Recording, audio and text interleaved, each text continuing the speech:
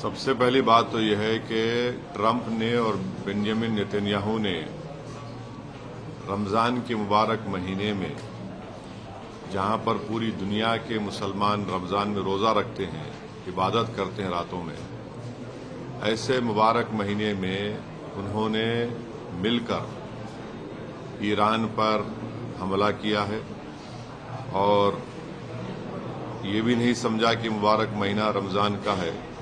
मगर खैर, वो तो इंसानियत को नहीं मानने वाले हैं बेंजामिन नेतन्याहू। और जो हमला हुआ ईरान के ऊपर, हम उसकी मजम्मत करते हैं। और ख़ास तौर से जब जेनीवा में बातचीत के जरिए से एक ब्रेक थ्रू हुआ था, और हो सकता था कि अगर वो बातचीत को मान लेते तो जितने न्यूक्लियर स्टॉक पाइल्स थे ईरान के पास, वो शायद इस्तेमाल नहीं होते। मगर अब इन्होंने मिलकर ईरान पर हमला किया, जिसकी वजह से 200 से ज़्यादा लोगों की मौत हुई है। और एक लड़कियों के स्कूल में 108 जो बच्चियां स्कूल में पढ़ते हैं, उनकी मौत हो गई। आयतुल्लाह खामेनी की मौत हुई है और मैं इसको इमोरल और अनलॉफुल एक्ट मानता हूं, आयतुल्लाह खामेनी की मौत को। और मेरी तरफ से, हमारी पार्टी की तरफ से, ना सिर्फ उनके शिया वर्ल्ड को, बल्कि पूरे लोगों को जो उनको अपना रहबर मानते थे, शिया कौम उनको अपना रहबर मानती थी। और हम ये मुतालबा करते हैं कि ये जंग ख़त्म होनी चाहिए और भारत सरकार को इसमें अपना रोल निभाने की ज़रूरत है। और हम उम्मीद करते हैं कि मौजूदा बीजेपी की सरकार आयतुल्लाह खामेनी की मौत को कंडेम करेगी, इस जंग को रुकाने की पूरी कोशिश करेगी। क्योंकि याद रखिए कि 10 मिलियन के करीब भारत के नागरिक गल्फ कंट्रीज में काम करते हैं। और अभी इत्तला आई कि ओमान के पोर्ट पर शायद हमारे एक इंडियन वर्कर की जख्मी भी हुए हैं। तो ये बहुत, अगर ये जंग नहीं रुकेगी तो फिर ये बहुत आगे बढ़ेगी, ये टर्मोइल होगा पूरे इलाके में।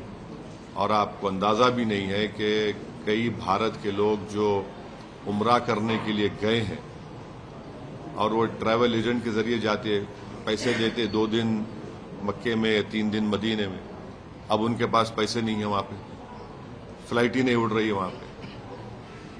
तो कितनी परेशानी हो रही है। और साथ ही साथ आप ये भी बात जानते हैं कि हमारे जो पड़ोसी मुल्क है और जो इजराइल है, ये दोनों मुल्क अपने पड़ोसियों को चैन से जीने नहीं दे रहे।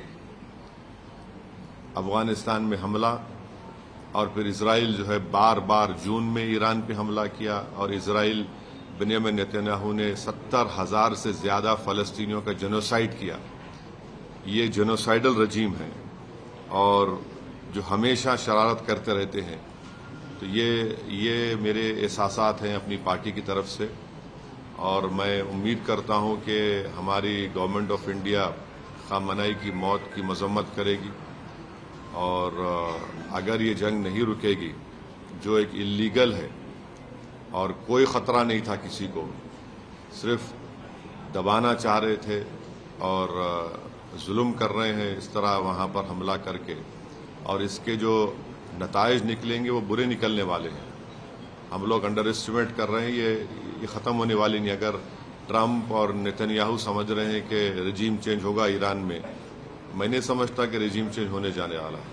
सर, पूरे वैश्विक पटल पे पहले ये जो टैरिफ का वो आया, उसके बाद वेनेजुएला की जो घटना घटी और ये घटना, इसको आप कैसे देखते हैं? क्योंकि अमेरिका लीड करता रहा है।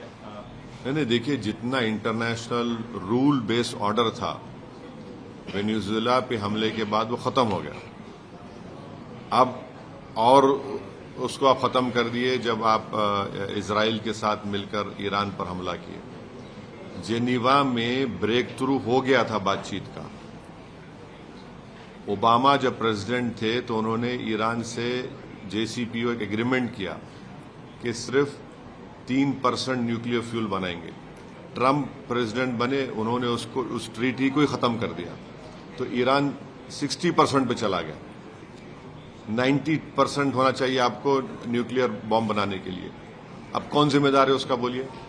अब जेनीवा में बातचीत हो रही थी, तकरीबन ब्रेक थ्रू हो गया था, और जैसा ब्रेक थ्रू हुआ, ये गोरी चमड़ी का ट्रम्प जो है बेंजामिन नेतन्याहू के इशारे पर यहां पर ईरान पे हमला कर दिया और पूरा इलाका जो है वो टर्मोइल में आ गया। आप बताइए, दुबई का एयरपोर्ट में लोग फंसे हुए हैं, फ्लाइट्स कैंसिल हो रहे हैं, एक अफरा तफरी का माहौल बन चुका है पूरा, और ऑयल प्राइसेस बढ़ जाएंगे और उसका असर भारत पे ही पड़ने वाला है।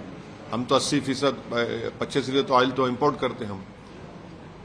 अगर $1, $2 भी बढ़ गया तो कितना बड़ा हम पे बोझ पड़ जाएगा।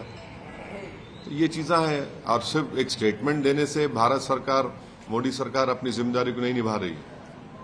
उनको ये पूरी कोशिश करना चाहिए। याद रखिए, अगर ये आग फैल गई जंग की, तो जाहिर है ये तमाम ममालिक में हमले हो रहे हैं, तो फिर इसका नुकसान भारत के ही उन करीब 1 करोड़ जो लोग मेहनत करते हैं वहां पर और अपने गाढ़े खून की कमाई से भारत को फॉरेन एक्सचेंज भिजाते, उनका मुस्तकबिल क्या होगा फिर। सर, ये पूरे प्रकरण में अपने पड़ोसी मुल्क पाकिस्तान को किस तरह से देख रहे हैं? मैं तो बोला ना, मैं तो आपको बोल दिया ना कि पाकिस्तान भारत का नेबर है। इजराइल के अतराफ में जितने नेबरिंग कंट्रीज है, चाहे लेबनान हो, सीरिया हो, खतर हो, इन तमाम ये दोनों कंट्रीज जो है अपनी शरारत और अपने ईवल जहनियत से अपने पड़ोस में सुकून से रहने देते किसी को। और पाकिस्तान अफगानिस्तान पे हमला कर दिया और इजराइल जो है वही कर रहा है।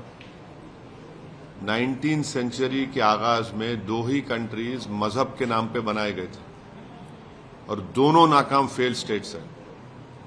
ये आपके सामने मिसाल है, देख रहे हैं आप। एक तो जेनोसाइड कर रहा है फलस्तीनियों का 75 साल से, और एक रेसिस्ट और डिस्क्रिमिनेटरी स्टेट अगर कहीं दुनिया में है तो इजराइल है।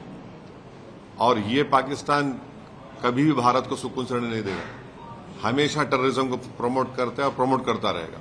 Sir, do you believe Khamenei's death could create a wider conflict in West Asia? I mean, especially it is. See, if you hit Ayatollah Khamenei, who's the Rahbar of the Iran, the Marja of Iran also, and he's respected throughout the Islamic world, especially for the Shias. He's their Marja, he's the Rahbar. His word is the final word for the Shia community, and if you target him, of course the Iranians will not keep quiet. How do you expect someone to come and attack you and to keep quiet? There is no reason at all which United Nations sanction is there or resolution is there. You are talking to Iran in Geneva. There's a breakthrough in talks, and according to media reports, even the stockpiles, the nuclear stockpiles would have been also been left or given over. So when there's a breakthrough in talks, you attack and you kill an 86-year-old man. This is a cowardly attack. It's an inhuman, immoral attack on the people of Iran. 158 small school-going children have died in this. Where is this so-called Western humanity? This is nothing but we should call it an Epstein attack on the Iran. And if this war is not stopped, this will spread throughout that region. And we must remember that there are 10 million Indians who are working in that region, who send the second highest amount of foreign exchange to India. And if this war continues, oil prices will rise. We as a country import more than 80% of oil from different countries. Even if increase of $1 would have a huge impact on the Indian economy.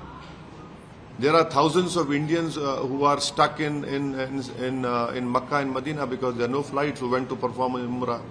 There are hundreds of people who are stuck at the Dubai airport, various airports, whether it is Saudi Arabia or Oman. And right now we had heard that one expatriate Indian worker has been injured in Oman. So we hope that the government of India, the Prime Minister Mr. Modi, will play a role in stopping this war. And he has a huge responsibility to take it forward. Because if this spreads, then there will be huge turmoil, there will be huge uncertainty, instability. And US has created that problem in Iraq, in so-called weapons of mass destruction, Libya civil war, Syria civil war, what is happening in Sudan, the world is seeing now. So Iran is a big country. These measures will not bring them a regime change over there. These people have been living under sanctions from last, 30 years, 35 years. So are you expecting, the Iranians to capitulate? I don't think so that will happen. Everyone has they have some sense of belonging. And they're a proud nation. So what do you think India's diplomatic stance should be? एक मशहूर खिलाड़ी हैं, हैदराबाद की बेटी हैं, PV Sindhu, वो भी फंसी हुई हैं। आप उसके लिए कुछ अपील? अरे वो एक नहीं है ना, कई फंसे हुए हैं। वो तो मशहूर है, उन्होंने ट्वीट एक्स पे डाल दिया तो फौरन उन्होंने शुक्रिया अदा किया भारत की एम्बेसी का। मगर जो लोग फंसे हुए हैं आम भारत के नागरिक एयरपोर्ट पर, उनका क्या होगा बताइए? जिनके टिकट्स बुक हैं, बेचारे गरीब मजदूर हैं, उनके लिए 40-50 हजार टिकट लेना, उनके लिए तो खर्चे करके जाते हैं, फ्लाइट ही नहीं है, पूरे एयरपोर्ट्स बंद हैं। सिर्फ सिर्फ इसलिए कि इजराइल को अपना मकसद पूरा करना है। एक इजराइल की वजह से पूरे इलाके को आप आग लगा देंगे क्या? कि इनका दिल नहीं भरा? 70,000 फलस्तीनियों को की जान से मारने के, 35,000 बच्चे मारे गए उसमें। भारत के कई लोग उमरा करने गए, रमजान का महीना है, वहां फंसे हुए वो लोग। मेरे को कई फोन आ रहे कि हमारे पास पैसे नहीं, होटल वाले हमको बोल रहे दिन के 5,000 रुपए दो। कहां जाएंगे वो लोग? तो ये मौका है भारत के प्रधानमंत्री को अपने लीडरशिप स्किल्स को दिखाने का इंटरनेशनल लेवल पर। विश्व गुरु अगर हम बनना चाहते तो ये मौका है। सिर्फ बोलना नहीं, आप अपना रोल अदा करिए और इसको रुकाइए आप। इजराइल ने भारत के प्रधानमंत्री के विजिट को इस्तेमाल किया अपने जेनोसाइड को छुपाने के लिए और ईरान पर हमले को छुपाने के लिए। मैं फिर से कह रहा हूं, इस हमले से भारत का कौन सा नेशनल इंटरेस्ट सर्व हुआ बताइए? हमको तो नुकसान हो रहा है हर एतबार से। हैदराबाद एयरपोर्ट पे फ्लाइट से नहीं उड़ रहे जो लोग बाहर जाना चाह रहे। किसका नुकसान हो रहा है? देश का ही नुकसान हो रहा है ना इसमें। 10 मिलियन लोग वहां पर हैं। कितना सेकंड हाईएस्ट फॉरेन एक्सचेंज आता है हमको? क्या होगा फिर उसका? ऑयल की कीमत बढ़ गई, क्या होगा फिर उसका? तो ये खाली स्टेटमेंट देने से और रेजिम चेंज की अगर कोशिश कर रहा है नेतन्याहू, तो नहीं होने वाला। सर, नेतन्याहू ने एक ट्वीट किया। हाँ, नेतन्याहू ने ट्वीट किया और ट्वीट में वो अपडेट कर रहे हैं अमेरिकी प्रेसिडेंट को और उनके सामने एक सेकेंड वर्ल्ड वॉर की बुक रखी हुई है। हाँ, तो ये अगर ये क्या हम वर्ल्ड वॉर 3 देखना चाह रहे हैं क्या? हम वर्ल्ड वॉर 3 देखना चाह रहे हैं क्या? बोलिए आप। अगर ये फैलेगा तो फिर एक के बाद एक तो फिर तो हालात हाथ से निकल जाएंगे ना। क्या वर्ल्ड वॉर 3 देखना चाह रही दुनिया? तो फिर ये तो उसी रास्ते पे ना चल जाए, खुदा ना खासा। So what do you think India's diplomatic stance should be? No. Condemn, mediate, or First of all, you see, the Israelis deceived us by calling the Prime Minister to visit Israel at such a wrong time. It was unwise of the Prime Minister to even go to Israel despite knowing what is happening in that whole area. They deceived the Prime Minister, they deceived 133 crore Indians, and then they do this drama of giving an award in Knesset which was never given. It was just created at that time. And then to cover up their own genocide of Palestinians and to ensure that India is, to tell the message India is standing with Israel in vis-a-vis attack on Iran. How is that possible? So we hope that the government of India will condemn this assassination of Khamenei and we must play an important role to stop this war. We have more to lose. You know, you have 10 million Indians living in that area. Of course, we have good relations with everyone, but that is also another responsibility on us. So how do you see the narrative of freeing Iran by this death of Khamenei? That's what the US and... What is this freeing? How can any country interfere in other countries' matters? So tomorrow anyone can come and attack any country. Okay, we don't like this this person heading the country, we'll attack him. Who are you to decide? Israel is the only racist state in this world right now, wherein, I'll tell you one example only. Can you imagine that you have two roads, one for the Israelis and one for the Palestinians? How can there be two roads? And Palestinians include even Christians also, not only Muslims.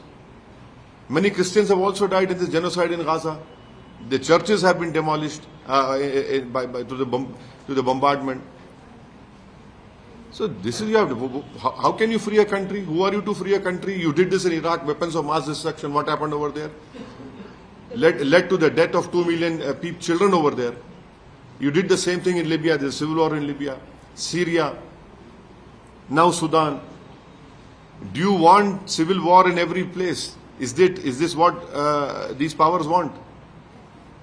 Sir, आपने international हवाले से बात की. अगर हिंदुस्तान की बात कर लिया जाए, यहाँ पे एक मुस्लिम समाज रहता है, उसके नब्ज को, उसकी चीज़ों को आप पहचानते हैं, उसके लीडर भी हैं उस कम्युनिटी से. क्या हमारे अंदर, भारत के अंदर क्या असर पड़ सकता है? किस तरह की फीलिंग आएगी? नहीं, सवाल देखिए मुसलमान, हिंदू, ईसाई का नहीं है. सवाल यह है कि हमारी 80 साल की फॉरेन पॉलिसी की जो लेगेसी है, अफसोस के साथ कहना पड़ रहा है कि नरेंद्र मोदी उसको कमजोर कर दिए. हम हमेशा न्यूट्रल थे इन मामलात में, और न्यूट्रल बिल्कुल थे, सबको मालूम था. आप इजराइल को विजिट करके और आपके विजिट के खत्म होने के बाद इख्तिलाफ, फौरन हमला हो गया. तो ये सवाल ये देखिए, भारत की जो 80 साल की फॉरेन पॉलिसी लेगेसी थी, उसका क्या होगा? सवाल यह है कि 10 मिलियन जो भारत के लोग इन गल्फ कंट्रीज में काम कर रहे हैं, इजराइल में भी है, ईरान में भी है, उनका क्या होगा? क्या होगा उन लोगों का? अब फंसे हुए हैं लोग. सर, मैं डोमेस्टिक जो अपना देखिए, डोमेस्टिक में हर इंसान जिसके दिल में सच्चाई को मानता है, जो इंसाफ पसंद है, वो मजम्मत करेगा इस अटैक की. आप होते कौन है? आप जेनीवा में बातचीत कर रहे हैं और ब्रेक थ्रू हो गया टॉक्स में, और आप हमला कर देते. इजराइल बोल रहा है बोल के. आप जीत कर आते इलेक्शन. ट्रंप क्यों जीत कर इलेक्शन के कोई फॉरेन इंटरवेंशन नहीं होगा, वॉर्स नहीं होंगे, और आप कर दिए. जून में कर रहे हैं, फिर कर रहे हैं आप. रजीम चेंज कैसे होगा बताइए? आप होते कौन रजीम चेंज करने वाले? यानी आप वेस्टर्न वर्ल्ड अगर बोलेगा कि नहीं ये खराब है तो खराब हो जाएगा क्या? आप कौन होते भाई? आप ये आप बोलेंगे ये काला है, ये गोरा है, ये पीला है, तो हम कबूल कर लेंगे क्या? तो फिर इसका तो मतलब फिर जो ये तो कुछ भी करेंगे, कहीं पर भी कुछ भी करेंगे, और किए हैं, नुकसान उठाए हैं सब लोग.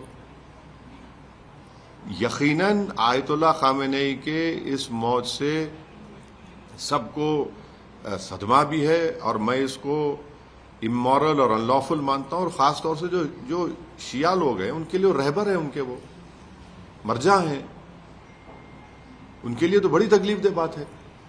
हमारे लिए भी, उनके लिए ज्यादा तकलीफ दे बात है. ये कहना चाहते हैं कि हिंदुस्तानी अवाम में इस चीज को लेकर गुस्सा है. देखिए, जो इंसाफ पसंद होगा, जो भारत की 80 साल की फॉरेन पॉलिसी को फखर से देखता है कि हम इन मामलात में न्यूट्रल थे, तो यकीनन उनको तकलीफ होगी. अच्छा, वो भी छोड़िए, अगर वो भी नहीं है तो आप बताइए, 10 मिलियन जो भारत के लोग काम कर रहे हैं वहां पर, कितना फॉरेन एक्सचेंज भिजाते भारत को? ऑयल हमारा कहां से आता बताइए?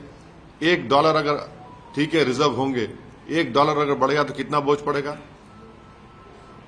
देखिए, इन चीजों को देखना चाहिए भारत सरकार को. Sir, at the core of this issue, there was this US demand of stopping nuclear enrichment, ballistic missile project. My dear, Do my think dear, you Iran are and not. US could have handled it better? My dear, you should read that there was a breakthrough in Geneva. The nuclear stockpiles, even the Iranians agreed to it. When Obama was the president, JCPO was signed, wherein it was told only 3% of the nuclear fuel or whatever it is would be used by the Iranians. They agreed to it. Trump removed that treaty. Iran went to 60%. There was a breakthrough in talks in Geneva, but you had to attack in the holy month of Ramadan. That is also very unfortunate that it has happened. It has to happen in a month of Ramadan when all the Muslims are fasting.